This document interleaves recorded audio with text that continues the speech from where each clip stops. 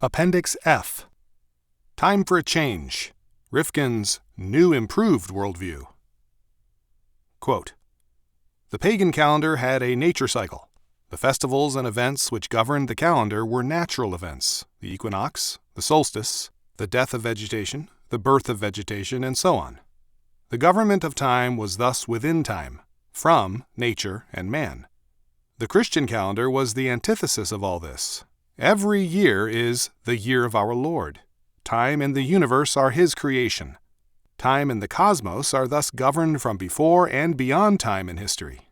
Not only are they absolutely controlled from all eternity, but God Himself enters history from the beginning by His revelation and His prophets, and supremely in Jesus Christ.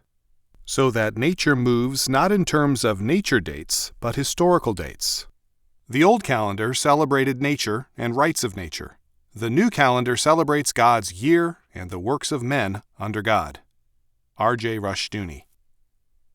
Jeremy Rifkin is to worldviews what Professor Harvey Cox is to theologies. He adopts a new one about every 4 years. While Is the World Running Down was at the typesetters, Rifkin's latest book appeared, Time Wars, the Primary Conflict in Human History. It is notable, if for nothing else, because no co-author is listed anywhere. This is a true Jeremy Rifkin book. So, time is the primary conflict in human history. Then what about entropy?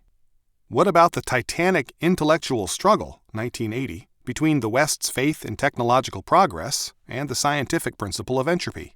What about Rifkin's prophetic announcement that a, quote, new worldview is about to emerge, one that will eventually replace the Newtonian world machine as the organizing frame of history? The entropy law will preside as the ruling paradigm over the next period of history, end quote. It has disappeared from the pages of the prophet Rifkin's latest revelation. For that matter, it had already disappeared in Algeny, 1983. It has gone down some sort of Orwellian memory hole. It has been blipped off the West's cosmological computer screen. What now? Time. Time's the thing. Technological time. Computerized time. Split seconds, nanoseconds, picoseconds. They are going to destroy our way of life. Once again, Rifkin announces a titanic struggle. Like Don Quixote, he calls his shrinking army of still devoted followers to join him in a life and death campaign against another newly discovered windmill. Quote, "A battle is brewing over the politics of time. Its outcome could determine the future course of politics around the world in the coming century." End quote.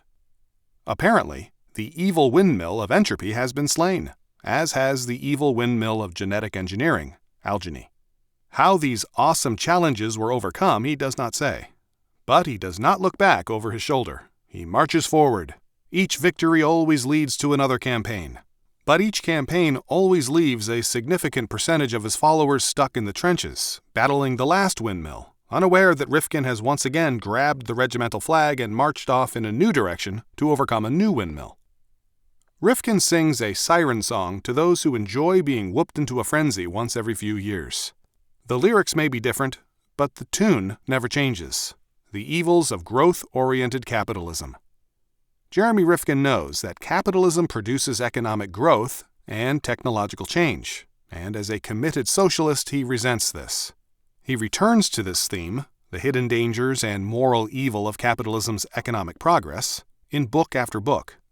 Quote, "The new temporal warfare is a direct outgrowth of another, earlier battle, an economic, social, and political controversy centering around a long-revered spatial metaphor that bigger is better.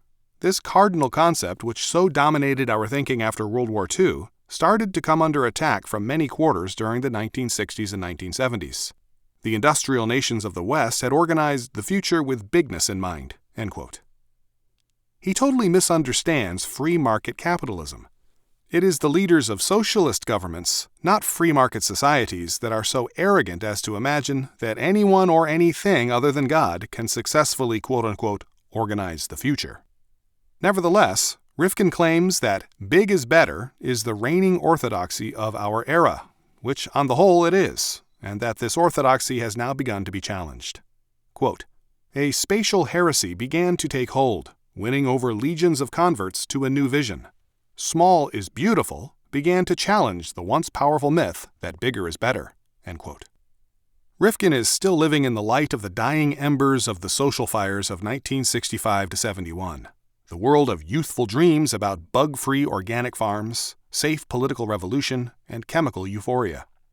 Small looked good in those days, just so long as a tuition check from Daddy arrived on time each semester. But graduation day finally arrived, or Sonny dropped out of college, and Daddy is not sending checks anymore. In fact, Daddy and his friends are fast approaching retirement, and the kids are now expected to ante up the retirement money through endless increases in the Social Security tax. The checks are now supposed to flow in the other direction, and the West is facing a monumental and inescapable debt crisis.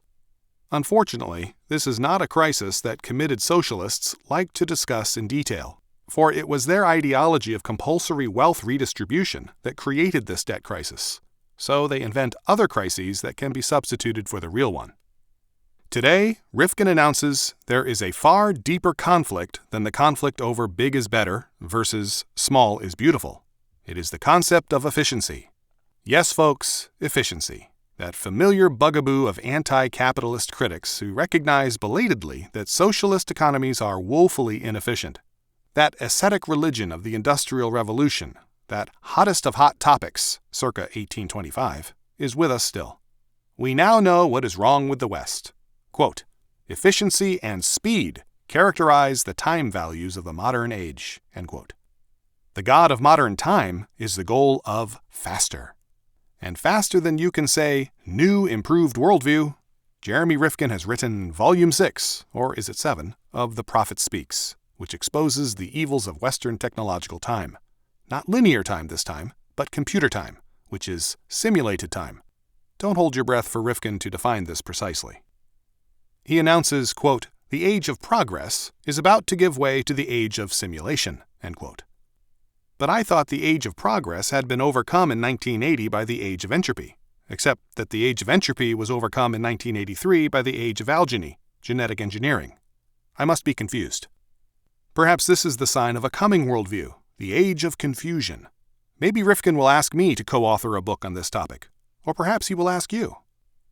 Rifkin's latest book asks his favorite question: what is the problem with our world? Its answer is the same: modern man's impulse to dominion. Quote, "Modern man has come to view time as a tool to enhance and advance the collective well-being of the culture. Time is money best expresses the temporal spirit of the age." End quote. Time is money. What an insight. Rifkin has really gone right to the heart of the matter, though perhaps he is just a tad late. This was Ben Franklin's timely and profitable advice to a young man back in 1748. Quote, "Remember that time is money. He that can earn 10 shillings a day by his labor and goes abroad, or sits idle 1/2 of that day, though he spends but 6pence during his diversion or idleness, ought not to reckon that the only expense. He has really spent, or rather thrown away, 5 shillings besides." End quote. What old Ben was doing was what he did so well throughout his literary career. He took a fundamental biblical principle and transformed it into a popular aphorism. What is the underlying biblical principle of time is money? It is Paul's injunction to redeem, buy back, the time, because the days are evil, Ephesians 5:16. So, a little over 2 centuries later, Jeremy Rifkin rides into town, 6-shooter strapped on his hip, and announces, "Franklin, this town ain't big enough for both of us. And when I finish up here, it's going to be even smaller. Everything is going to be smaller, except for my book royalties, so you had better clear out, and don't waste any time in getting out." It is odd that Jeremy Rifkin, self-proclaimed conservationist, should rebel against such a view of time. His book on entropy was a book about the modern humanist's view of time, time zero, and how to conserve our world from the ruinous effects of energy-sucking, entropy-increasing technology. Entropy is a book, literally, on saving time, reducing the West's level of consumption so that mankind might save a fraction of a second, at the most, in the universe's inevitable dissipation of usable energy. For man to use this usable energy, as we have seen in earlier chapters, is regarded by Rifkin as an implicit crime against an impersonal, meaningless cosmos. What is the best way to conserve a scarce economic resource? Rifkin dares not say the words, "put a price tag on it." If something is being wasted, it is being priced too low. If time is the object of cost-cutting, it is because it is so precious. If we are trying to save time, isn't this a sign of our rationality? Yet Rifkin lashes out against the time consciousness of Western man. Where time is concerned, he wants waste. He believes that it is unnatural to save time. What Franklin in particular and capitalism in general was trying to do was to remind us that there is scarcity in this world. At zero price, there is greater demand for scarce resources than there are supplies of them. In short, time is not a free good. Time must be paid for, wasted or not. But the genius of private ownership and its corollary, the legal right to appropriate the fruits of one's own productivity, is that this economic system more clearly penalizes anyone who refuses to place an accurate price on his own time. Like any system of allocation through competitive pricing, the free market reduces waste. It is efficient, for reducing waste is the textbook definition of efficiency. In short, capitalism conserves resources. In this case, mankind's only truly irreplaceable resource, time. And Jeremy Rifkin hates capitalism with all his heart. The Devil's Time Machines. Computers are taking over. Chapter 1 of Rifkin's book is titled The New Nanosecond Culture. He says that the modern world is committed to saving time, but we all feel increasingly deprived of it. Our time-saving technologies were supposed to free us from the clock, but in fact, they have enslaved us as never before. Quote, "What time we do have is chopped up into tiny segments, each filled in with prior commitments and plans. Our tomorrows are spoken for, booked up in advance." End quote. What Rifkin never mentions is that it is mainly our tomorrow evenings that are scheduled in advance. The latest television shows and sports spectaculars. The United States is a nation devoted to the pursuit of leisure. Leisure in such quantities that no other society has ever experienced anything like it. Common people have color television sets, video cassette players, stereo equipment, and access to more varieties of entertainment than the richest king on earth ever had, back when there were still kings on earth. We can bring the finest performances of the finest orchestras into our living rooms every evening. We can also bring the worst dramas ever written, the least humorous comedy skits ever produced, and pour out our lives hour by hour in the fruitless quest for meaningful amusement. We spin the dials of our television sets, or flip from channel to channel with our remote control units, vainly searching for something really worth watching. We seek ways to carve minutes off of our workdays in order to gain the extra time we need to bore ourselves into the wee hours of the morning. Tired of scheduling your evening's entertainment? Then sit down with a videocassette recorder anytime you want, and watch the program it recorded automatically a day or week ago. No matter how mediocre the televised programs may be most of the time, you can watch all you want, anytime you want, for the price of a blank videocassette tape. Yet Rifkin never mentions television. The fact that one or more television sets are on inside most American homes for over 7 hours a day testifies to the enormous buildup of spare time, meaning easily wasted time. The lure of quote-unquote free entertainment is almost irresistible to most people. Rifkin ignores all this. This desperate quest for electronic entertainment reflects a crisis of man's soul, a crisis made cost-effective for the masses by technology, but which is not at bottom caused by technology. And it is technology that serves the masses in book after book that is Jeremy Rifkin's prime target. What Rifkin argues is that the computer makes possible a major transformation of time management in our capacity as producers rather than as consumers, which he self-consciously avoids discussing. Quote, "We are entering a new time zone radically different from anything we have experienced in the past. So different is the new computer time technology that it is creating the context for the emergence of a new language of the mind and an altered state of consciousness, just as the automated clock did in the 13th century when it laid open the door to the age of mechanism and the specter of a clockwork universe." End quote. Precisely what time is it? This has been a question men have asked from the beginning. For thousands of years, only priests knew the answer with any degree of accuracy. On cloudy days and nights, hardly anyone knew. Men's sundials and stargazing techniques became useless. There is no doubt that the advent of the central town clock, and then 5 centuries later, of the factory whistle, and finally in the 19th century of the inexpensive portable watch, did in fact transform the West.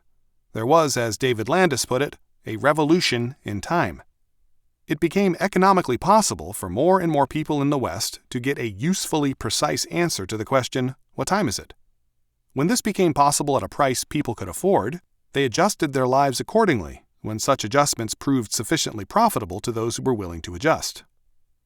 This revolution in time did not take place overnight. It took centuries, for it was a comprehensive revolution, as all true revolutions are, technologically, economically, socially, and psychologically.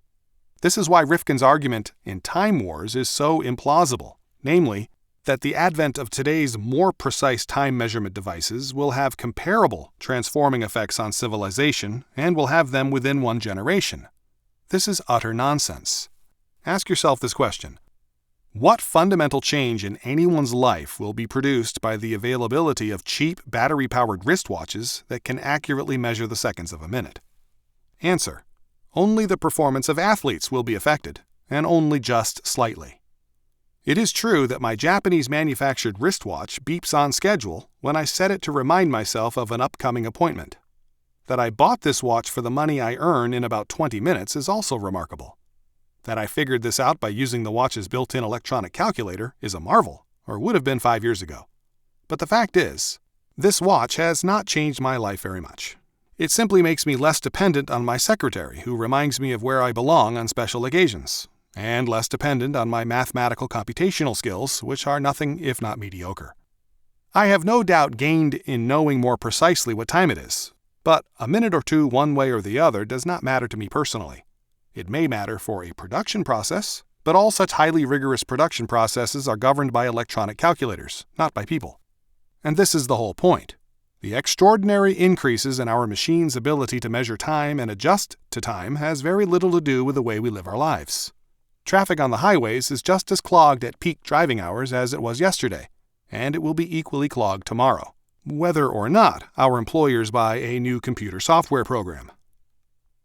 The decreasing marginal utility of increased speed.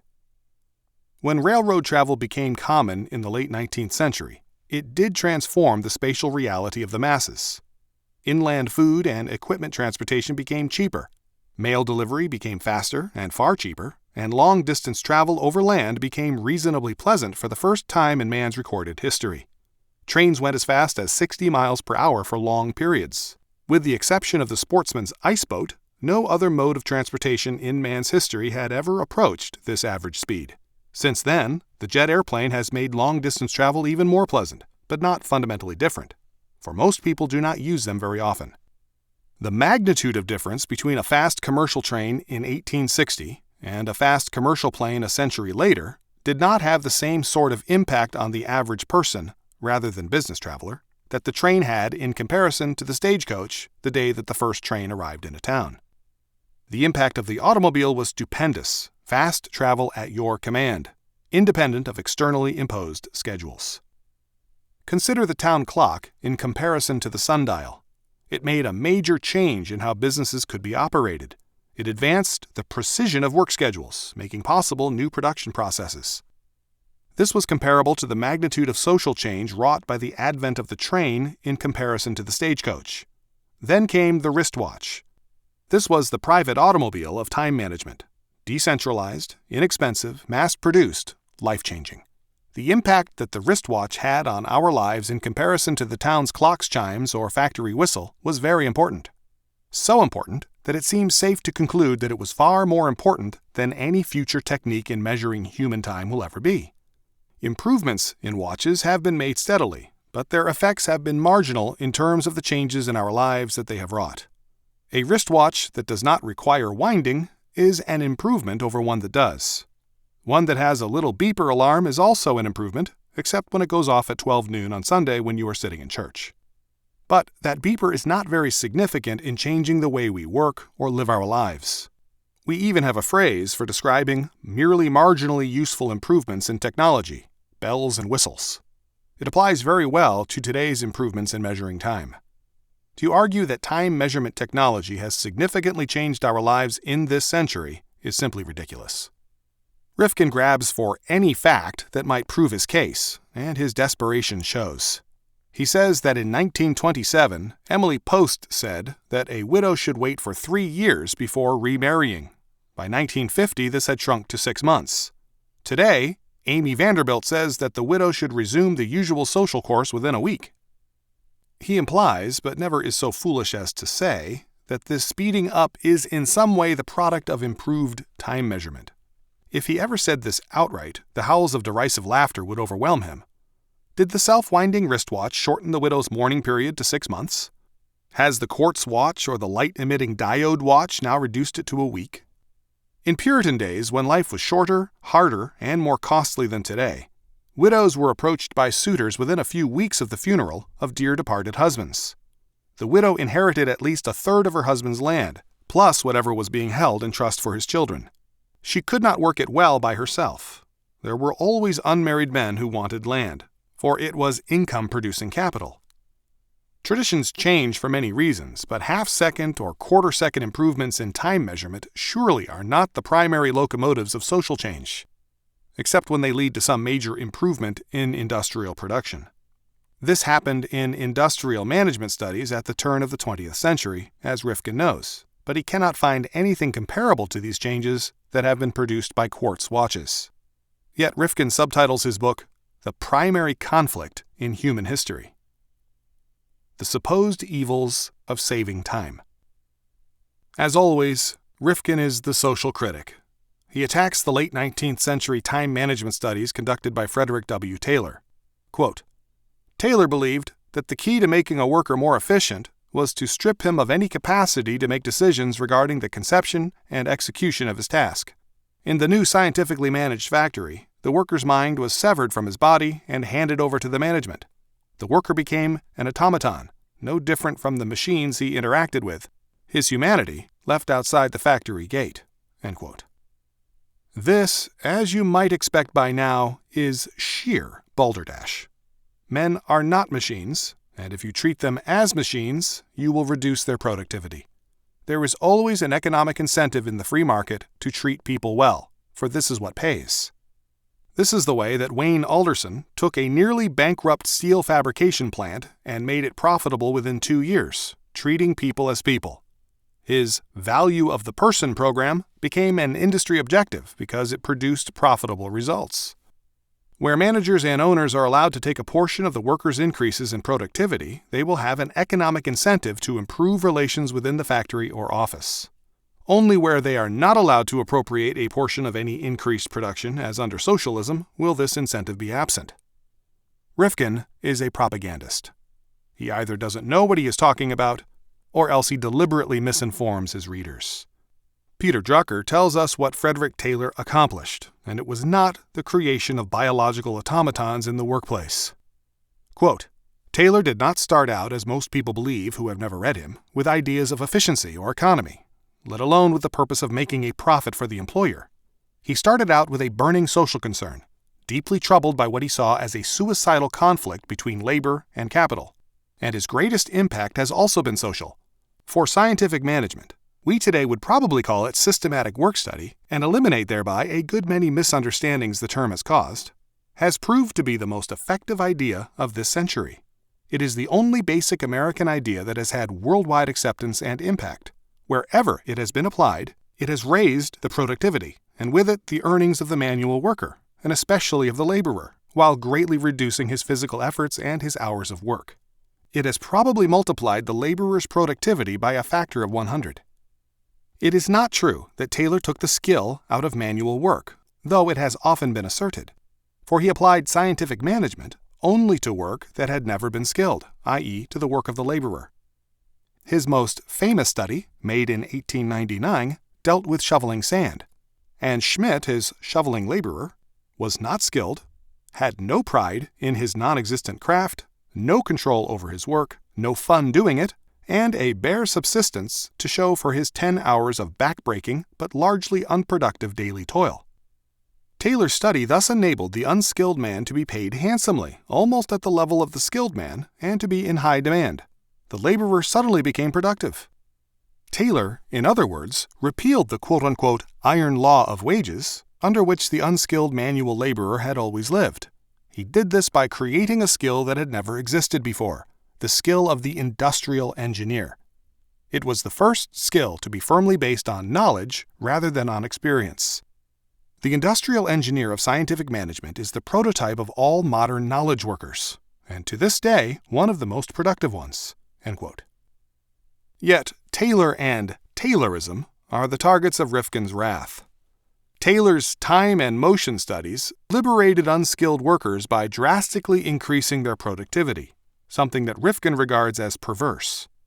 Taylor's studies put man in greater control over nature, a sin in Rifkin's view.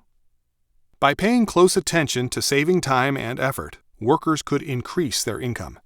When instructed by profit-seeking managers, the workers did just that. Rifkin quite properly traces this alien, clock-oriented worldview right back to the Puritans.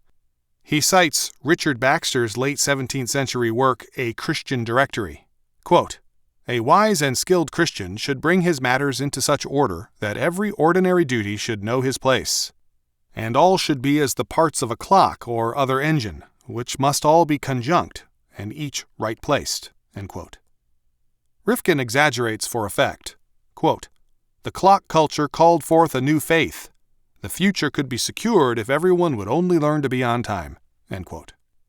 He says that modern society makes punctuality the key to man's self-salvation. Progress, productivity, choices, and freedom. What Rifkin fails to understand is that there is a process of development going on. Techniques of mass production make possible the spread of wealth to lower classes by means of price competition. Production for a mass market became more profitable than production for the court and the nobility. This was the process Max Weber called the democratization of demand. Initially, a few types of products of fairly low quality are made available to the masses. By lowering prices, producers can create a mass market that will absorb the increased output of factories. This is only the first stage of the process. Then comes greater product differentiation and increased consumer choice. At first, price competition expands the market. New groups gain access to goods not previously available to them, either because prices were too high before or because the products did not even exist. As participants in the production process, workers add to other people's wealth. Producers are buyers, step by step, as output per unit of input increases as a result of the specialization of production. The wealth of all the participants increases. The initial expansion of buying alternatives itself expands as productivity increases. Some producers may specialize in producing for this newly improved buying public. Others may branch out and aim at the still excluded buyers, the next level down. The process of economic development increases the range of human choice. This does not happen overnight. Like the Model T Ford automobile that was available in any color in 1915, so long as you wanted it in black, so is the first stage of mass production. Ford became a billionaire through mass production, driving out of business many of his high-priced competitors. He changed the face of America. But by the late 1920s, the Model T was dead, and the Ford Motor Company fell into a long decline because General Motors adopted a policy of intercompany competition through the creation of decentralized divisions: Cadillac, Buick, Oldsmobile, Pontiac, and Chevrolet. Each division offered consumers many product choices. Price competition became price and quality competition as workers' productivity and therefore also their personal income increased. With the strategy of corporate decentralization, Alfred P. Sloan, Jr. revolutionized modern management. He also created the major automobile company of his generation. It took him about 5 years. Thus, the free market does not lead to a reduced number of choices, as the critics insist. On the contrary, it leads to far greater consumer opportunities. Freedom and increased capital investment increase people's productivity as workers, and therefore their ability to buy more of what they want. Free market capitalism, with its free mobility of labor, its right of voluntary contract, its emphasis on personal responsibility, and its supporting ethic of thrift and planning, opens new opportunities for men once locked in a far narrower universe economically. but this process is deeply resented by the aristocrats of the old society and by the intellectuals of almost all societies. A society that places considerable emphasis on considerations of personal and family status, name, rank, family heritage, does not react favorably to the nouveau riche commoners, who, through a special skill of being able to produce for a mass market through cost-cutting and future predicting, have become fabulously wealthy. Discipline, external to internal. Paralleling this development of commodity differentiation, workers in the initial stages of industrial development are tightly controlled, doing only a few simple tasks. As time goes on, production increases and markets expand. Production becomes far more complex, equipment becomes more expensive, and workers must receive greater training. With greater skills comes greater responsibility, a fundamental biblical principle, Luke 12:47-48. So, workers are steadily given more freedom to make decisions as companies are forced by growth and competition to decentralize the decision-making process. The modern quote-unquote knowledge society is heading for even greater decentralization, with more flexible work schedules. The personal and social goal is self-discipline. This usually requires external, social, and institutional discipline in a pagan rebellious society. As time goes on, people mature under this external discipline and become more responsive to other people's economic requests, as registered on a free competitive market. Just as children need direct external discipline in the early years, so do God-hating societies require the discipline of long hours of work and tight factory schedules. Once the clocks are internalized and the Puritan work ethic takes over a person's life, the external restraints become inhibiting and counterproductive. Self-discipline under God is inescapably self-discipline under the constraints of time. We are temporal creatures, but self-discipline under time does not mean we are slaves to clocks, any more than self-government under law means that we are slaves to law. We are masters of time because we respect time as a created thing. God is sovereign, not time. Yes, if we lose this view of God, time can become a slave master. Anything that man substitutes for God becomes his slave master. But why single out time as the great villain? Why target the computer for vengeance? Only because Rifkin is an intellectual Luddite. Like the saboteurs of old, who tossed wooden shoes into machinery, Rifkin tosses his wooden prose into everything technological that has become a tool of visible progress in the West. Computopia. Rifkin hates computopia. No wonder, he describes it in theological terms, the triumph of power-seeking man. Computopia is the triumph of man, the immortal information gatherer. He waxes eloquent, silly, but eloquent. Quote, "In Computopia, there are no final judgments or end of history. In the new world, time is information, and information is immortal. Everything in the new computer world is temporary and fleeting. Everything is subject to continual edits, revisions, and modifications. There is no well-established past, no preconceived future, no starting point or end of the line in this new world, just the unceasing process of simulation." End quote. No past? No starting point? No end of the line? Are you sure, Jeremy? Then I have a question for you. Whatever happened to entropy, your prophetic new worldview that you said in 1980 would shape mankind from now until heat death of the universe come? Entropy has been tossed aside, like a mistress grown fat and wrinkled. Rifkin doesn't marry his worldviews. He wines them, dines them, collects his book royalties from them, and then moves on. For Jeremy Rifkin, a worldview is simply an irresistible opportunity for a weekend fling or two, and then he is off to new conquests. Ah, but this new worldview sounds so apocalyptic. Quote, "Now a new journey begins. In the coming century, our children are likely to redefine their environment using the language of information theory and cybernetics as they attempt to conjure up a view of nature that conforms with the operational principles of the new computer technology. We are entering a new temporal world where time is segmented into nanoseconds. The future is programmed in advance. Nature is reconceived as bits of coded information. And paradise is viewed as a fully simulated artificial environment." End quote. This is ridiculous. The world of nanoseconds is the realm of electronics and digital codes. It is not the world of human beings, nor is such a world the goal of human beings.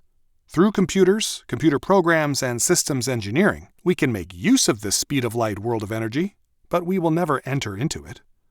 We harness this invisible realm to fulfill our own purposes. We control it representationally through our tools. The world of electronic time no more will dominate us in the future than the speed of light presently dominates our ability to flip through television channels.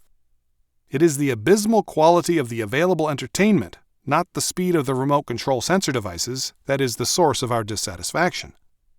The highly sophisticated, inexpensive remote control sensor technology simply allows us to search the channels more efficiently for something worth watching.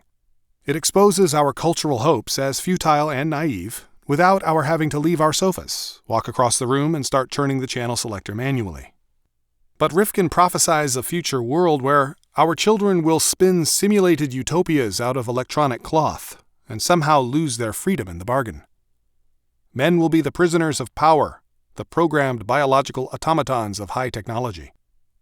The fault, dear Jeremy, is not in the electrons, but in ourselves, that we are underlings. This apocalyptic, compuphobic vision comes from the self-anointed prophet who assured us in 1979, quote, "For the past 30 years, the American economy has been relying on technological advances in specific growth industries, most of which are now maturing and showing signs of leveling off in terms of growth. Wonder drugs, the computer industry, photocopying, and television immediately come to mind," end quote. A most remarkable prophecy. First, wonder drugs were quote-unquote leveling off in 1979.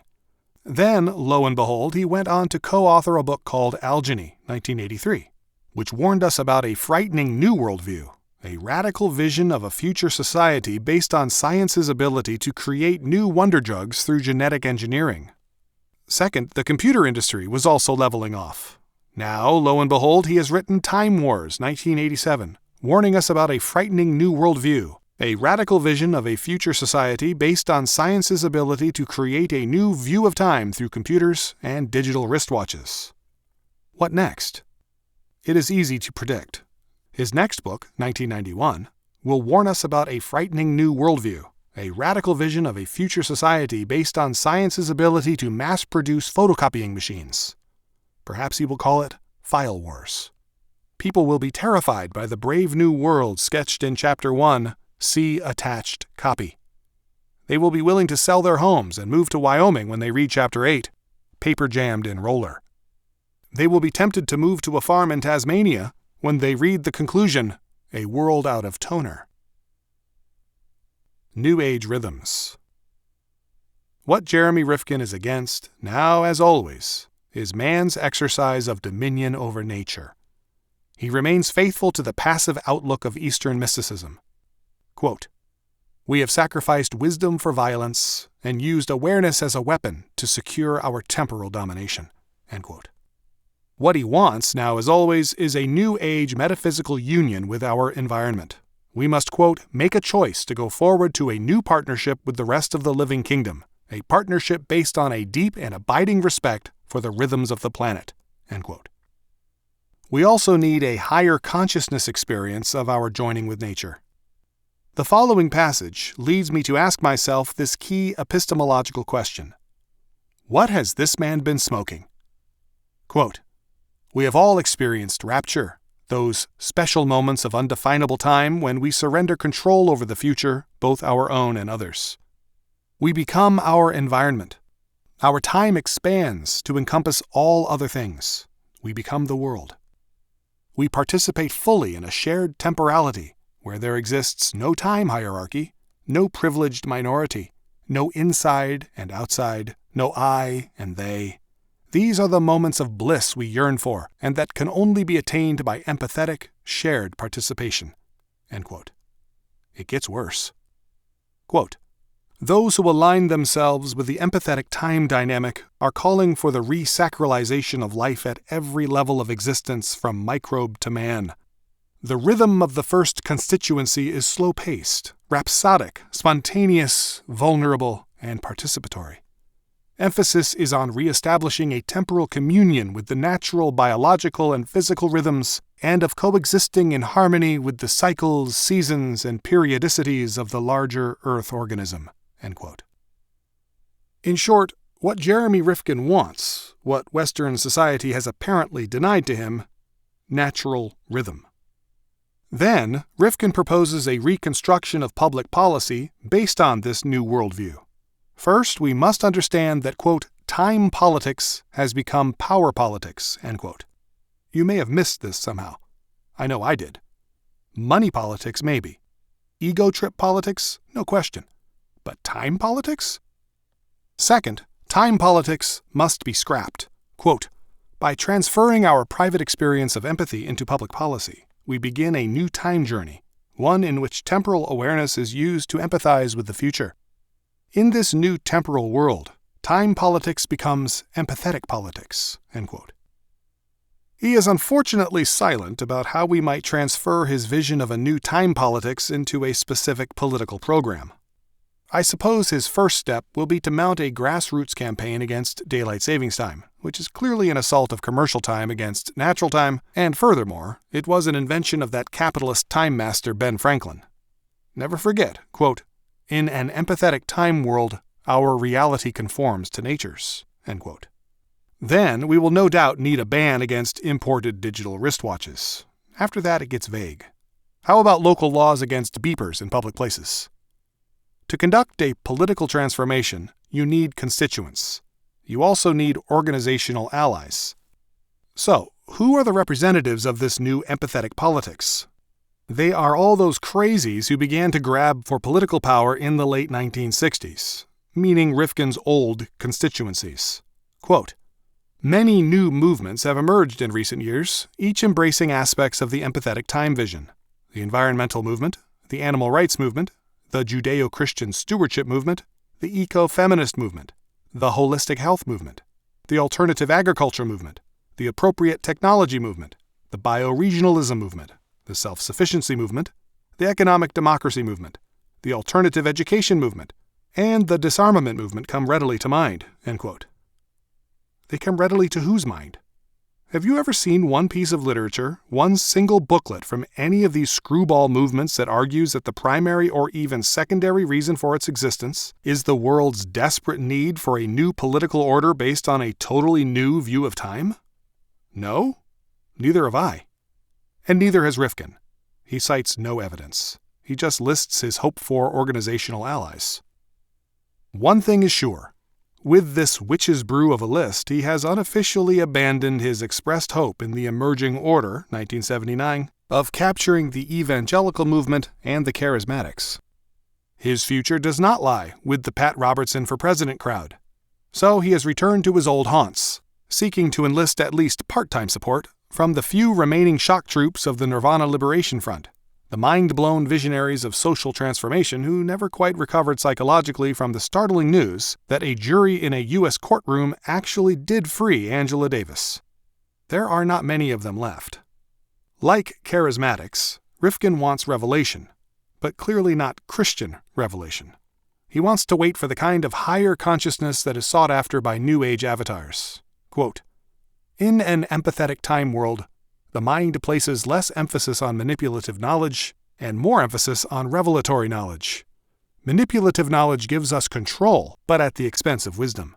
We become skilled craftsmen learning how to reshape surfaces without gaining any deep understanding of interiors. Manipulative knowledge is always exercised at the outer margins of reality. Revelatory knowledge is always experienced in the depths. Revelation is experienced by a giving over, a reaching out. The essential why of things becomes revealed to us when we choose to surrender to them." End quote. Watch out, Mr. Rifkin. The things to which you want to surrender may turn out to be more than impersonal aspects of the universe. Conclusion. When I decided to publish this book, I asked my cover designer to paint a split picture. On the left was an alarm clock with its back open and a broken coiled spring hanging out.